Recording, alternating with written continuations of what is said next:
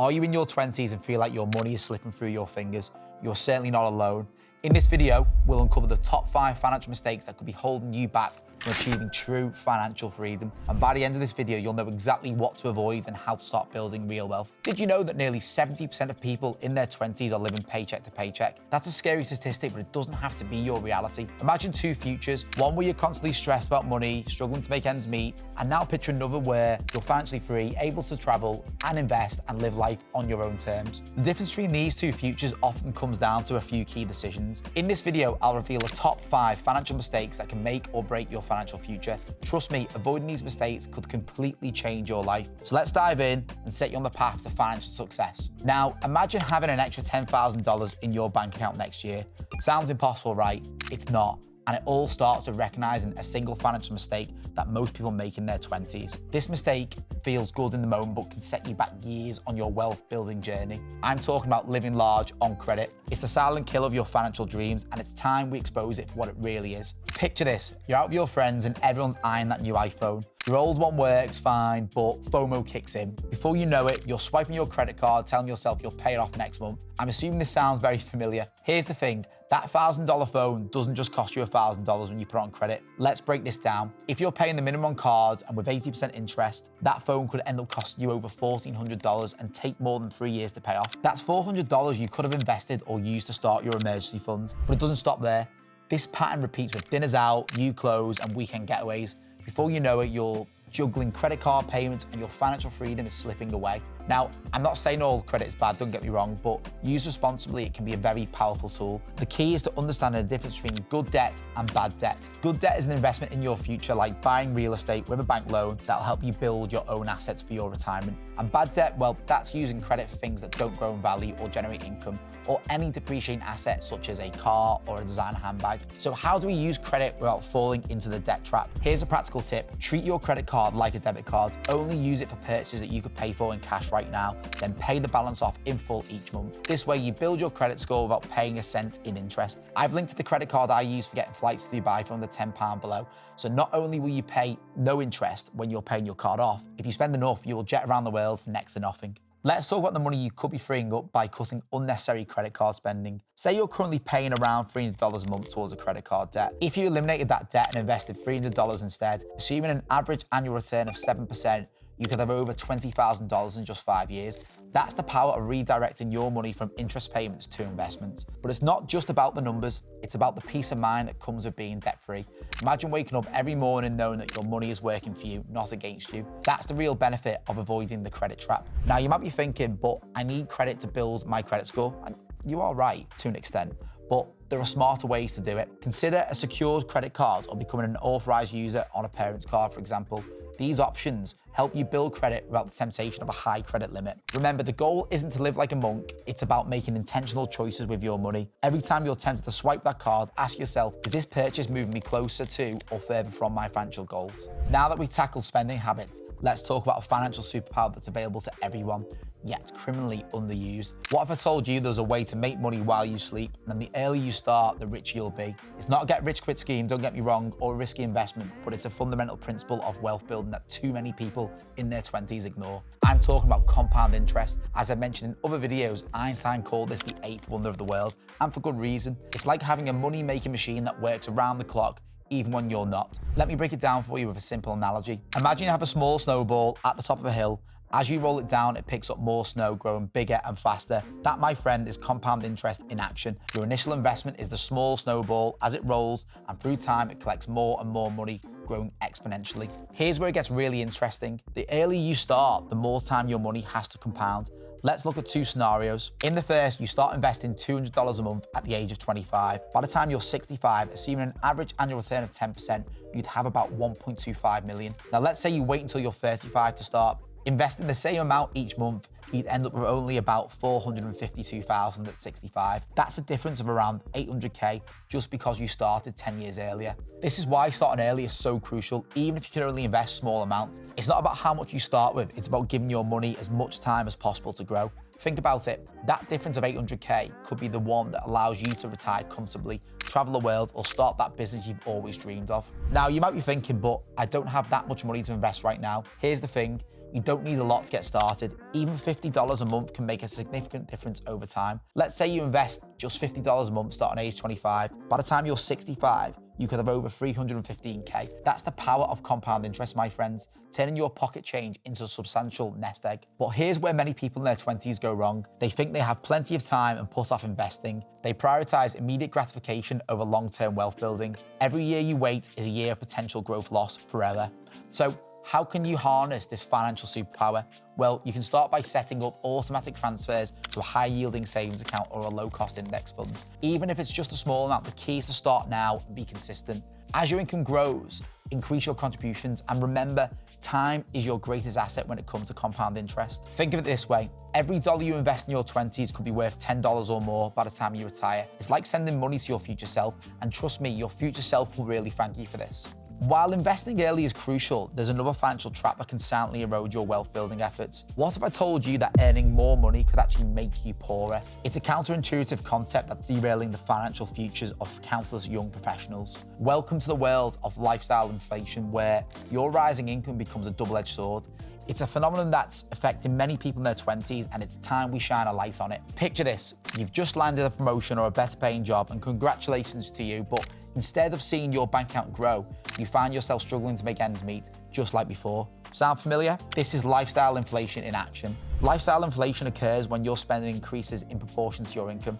As you earn more, you start to upgrade your lifestyle: a nicer apartment, a fancier car, and more expensive clothes. On the surface, it feels like you're rewarding yourself for all the hard work, but in reality, you're sabotaging your financial future. Let's break it down with some numbers. Say you're earning $3,000 a month and living comfortably. You get a raise, and now you're making $3,500. Instead of saving that extra $500, you decide to move to a bigger apartment that costs $400 per month. You're only saving an additional $100 per month despite earning $500 more.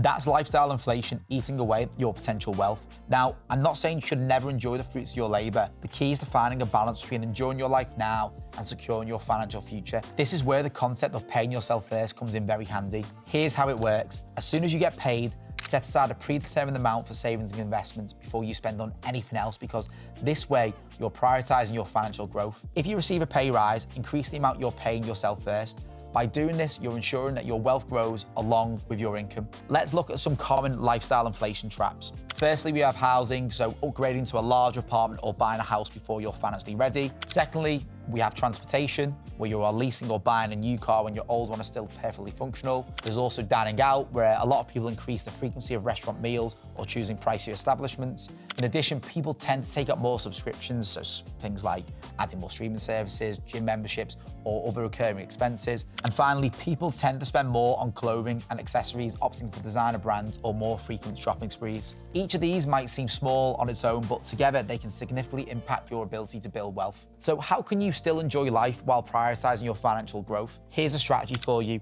the 50-30-20 rule. Allocate 50% of your income to needs like housing and food and utilities, 30% to wants, entertainment, non-essential purchases, and 20% to savings and debt repayment. When you get a raise, maintain your current lifestyle and increase the percentage going to savings and investments. Remember, the goal isn't to live like a hermit, it's about making conscious choices that align with your long-term financial goals. Maybe you decide that a bigger house is worth it to you, but you cut back on dining out, for example, or perhaps you keep your current living situation but allocate more funds for travel. The key is to be intentional about your spending and make sure it reflects your priorities. Now that we've talked about managing your expenses, let's flip the coin. What if you could create money out of thin air? No, I'm not talking about magic or anything illegal, don't worry. I'm referring to the technique that the wealthy have been using for years to build their fortunes. It's called building multiple income streams, and it's a game changer for your financial future. In today's economy, relying solely on a single paycheck is like putting all your eggs in one basket. It's risky and limits your potential for growth. Think about it. What would happen if you lost your job tomorrow? Your financial goals? Probably not. That's where multiple income streams come in. They're not just a safety net, they're rocket fuel for your wealth building journey. The idea is very simple. Instead of depending on one source of income, you can create several. This way, if one stream dries up, you've got the others to fall back on. But here's the best part: you don't need to be a millionaire to start. There are plenty of accessible ways to create additional income streams, even if you're just starting out in your career, such as freelancing, starting a side hustle, investing in dividend-paying stocks, and creating digital products. These are just a few examples, and the possibilities are endless. And luckily for all my lovely viewers, I've created videos around side hustles and investing for your financial success. So like and subscribe to this channel so you get access to all of my content. Now, you might be thinking, but I already have a full-time job. How can I possibly manage multiple income streams? The beauty of this approach is that you can start small and scale up. Begin with just one additional income stream and give it a few hours a week. As it grows, you can decide whether to expand or start another one. Here's where it gets really exciting, however. Each new income stream you create has the potential to compound over time, just like the investments we talked about earlier. But unlike passive investments, these income streams often grow faster because you're actually involved in building them. We've explored multiple income streams, but there's an investment that outperforms them all. What if I told you that the highest yielding asset isn't stocks, real estate, or a side hustle, but something you already possess? I'm talking about investing in yourself. Now, this might sound cliche, but hear me out. Investing in yourself is the one investment that always pays off. Regardless of market conditions, it's the secret weapon of nearly every self-made millionaire, and for good reason too. Think about it. Your skills, knowledge, and the abilities are the foundation of everything that you do. They determine your earning potential, your ability to spot opportunities, and even how well you manage your finances. By continuously improving yourself, you're essentially upgrading your money-making machine. Let's break this down with some real-world examples. Imagine you're in a job that pays $50,000 a year. You decide to invest in a course that teaches you advanced skills in your field, and this costs, say, $2,000, which might seem a lot, but after completing the course, you're able to negotiate a pay rise to $60,000. That $2,000 investment just netted you an extra $10,000 per year. Over a decade, that's a mammoth $100,000 in your pocket. But it doesn't stop there. The skills you learn can open doors to new opportunities, side hustles, or even your own business. Maybe that course gives you the confidence to start freelancing on the side, add another $1,000 to your monthly income. Suddenly, your $2,000 investment is paying dividends far beyond your day job. Now, you might be thinking, that sounds great, but I don't have thousands of dollars to spend on courses. The good news is, investing in yourself doesn't have to be expensive whatsoever. There are countless affordable ways to acquire new skills or knowledge. You've got online courses with platforms such as Coursera, EDX, and Udemy on everything from coding to marketing, and often less for $100. You could also do what I did, and still do, by the way, which is read books, which for the price of a few coffees, you can access the knowledge of world-class experts in any field. You can access podcasts and YouTube, and there's a wealth of free information out there. Just be selective about your sources. But of course, subscribe to this channel if you want to master all things personal finance, entrepreneurship, and startups. There is always networking where you can join professional groups or industry events, or start the new craze like me of paddle, which is something we all love at Agility Comms. We've actually made some serious business connections from this. If you want a game of paddle with me, comment below and let's see what we can do. The key is to be strategic about your learning. Focus on skills that are high in demand in your industry or that complement your current skill set. For example, if you're in marketing, learning data analysis could set you apart from your peers and make you more valuable to your employees. But here's where it gets really exciting, everyone. The benefits of investing in yourself compound over time, just like financial investments. Each new skill you learn builds on the last, creating a snowball effect of knowledge and capabilities. This doesn't just increase your earning potential, it also makes you more adaptable in a rapidly changing job market. Let's look at another example. Say you're a graphic designer who decides to learn basic web development. Not only can you now offer more comprehensive services to your clients, but you also have a better understanding of how your designs will be implemented. This makes you more efficient and valuable, potentially leading to higher paying projects or job offers. Moreover, investing in yourself isn't just about hard skills. Soft skills like communication, leadership, and emotional intelligence can just be as valuable. These skills can help you negotiate better salaries, lead teams more effectively, and navigate workplace dynamics with ease. All right, let's quickly recap the 5 financial mistakes we've covered today in this video. Living on credit, ignoring compound interest, falling for lifestyle inflation, neglecting multiple income streams, and failing to invest in yourself. Each of these mistakes can seriously derail your financial future, but the good news is they're all avoidable. I want you to take action today. Pick one area we've discussed and make a change now. Maybe it's setting up automatic transfer to your savings account or sign up for an online course to boost your skills. Remember, small steps lead to big results over time. Your 20s are a golden opportunity to set yourself up for financial success. By avoiding these common pitfalls and making smart choices now, you're paving the way for a future of financial freedom. Trust me, your future self will thank you for these smart decisions you're going to make today. As always, everyone, smash a like in this video, subscribe to the channel, and let me know which area you're going to be working on today. And if you want a game of paddle, let me know. See you all in the next one.